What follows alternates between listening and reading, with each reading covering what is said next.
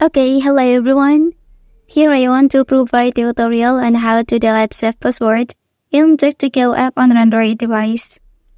Well, knowing how to delete saved password in DuckDuckGo is essential for maintaining your online security and privacy. If you no longer use a particular password, or if you want to remove sensitive information from your browser, being able to delete saved password ensures that your login credentials are not accessible to unauthorized users. So let's go to the tutorial. Okay, firstly, open DuckDuckGo browser on your device. Okay, so now simply tap the three dots here, and then select password option. Well, after that, click the three dots under the account you want to remove. Lastly, select delete option.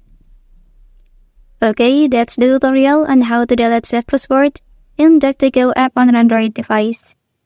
If you are helped by this video, don't forget to like and subscribe to get other information from this channel. Thank you.